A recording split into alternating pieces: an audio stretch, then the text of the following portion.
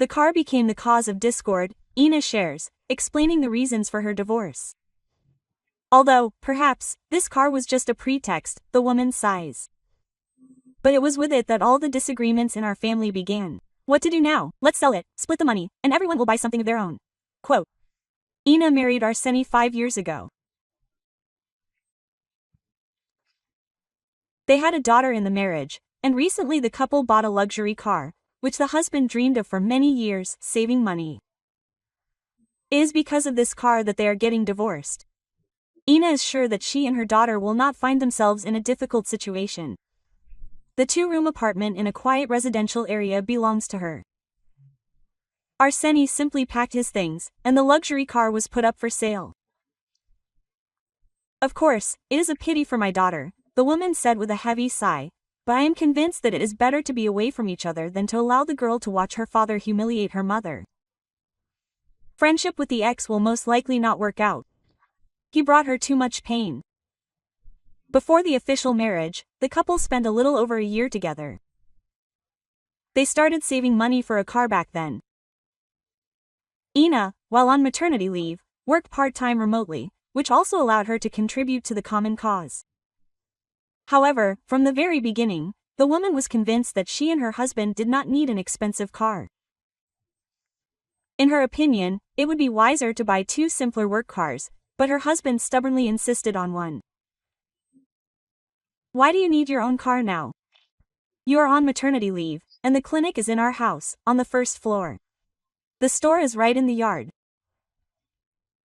If you need to go somewhere, I can always give you a ride or leave the car with you. If you decide to buy, it is better to choose something really good and high quality. We already have an old wreck. Why do we need something like that? The husband called his wife's premarital car a wreck. It was an old foreign car, acquired with a considerable mileage, on which Ina honed her driving skills and got used to the road. In the first years of their life together, this faithful iron friend helped out both husband and wife more than once. Quote. My work is not that far away, Ina says with a slight note of fatigue in her voice. However, getting there was extremely inconvenient, especially during pregnancy. 2 transfers with a growing belly in a crowd. This is quite a test. When the wife settled down at home and began to prepare for the arrival of the baby, the husband switched to his wife's old foreign car and began to drive to work. Ina did not object. The husband worked part-time, but not because of maternity leave, but for the sake of his dream, a new foreign car that would be no more than 2 years old. And so they bought a car with a small loan. And Ina noticed that the cost of the car was very impressive. The saddest thing is that for the sake of a common family car, she did not have to say goodbye to her favorite car, which served her before marriage. Of course, her car required significant investment, without getting any younger. But, despite this, it did not cause any special troubles, functioned flawlessly and had long justified its costs. However, at that time, the husband said that he had found interested buyers. They are ready to take their wife's car, because their son also needs to master driving skills before moving on to a more expensive model. This is sad, but, alas, what can you do about it? Every year, used cars lose their value, and selling them becomes an increasingly difficult task. And now my husband has returned with a long-awaited purchase. His driving experience is even less than mine, Ina continues. He once drove his brother's and father's car. Only with my old car did he begin to drive more or less regularly. Of course, the car is new, magnificent and in excellent condition. It looks cool, as if it just came off the assembly line. And at first I was delighted, but soon I was faced with the fact that my need to be behind the wheel was either ignored or caused very heated arguments. My husband proudly sat behind the wheel, categorically refusing to hand over the controls to Ina. Even 6 months after she returned to work from maternity leave, he continued to insist on his own. Conversations began that she should change her place of work, or better yet, work from home. After all, they have a small child, and it would be better for everyone. And from home I only had a temporary job, Ina shares. I never perceived this occupation as my main one. I really like what I do, and I am happy to go to work. We have a good team, a decent salary, and there is an opportunity for a career. But my husband insisted that I should get there by public transport. Quote, "So what? You are not pregnant now," the man said with slight bewilderment. "Others somehow get to work. Are you special? That is, he only needs 30 minutes without transfers. And he is already at his workplace, and he still goes by car," the woman is indignant. "And I have to get there first by metro and then by 2 more minibuses." After a loud unpleasant conflict, they decided to alternate trips by car. Although Ina was still unhappy. However, even this compromise did not eliminate their disagreements. In the evening, the husband moaned to his car, carefully examining it. "What kind of scratch is this?" he hysterically shouted at 9. "And anyway, I know how you women drive."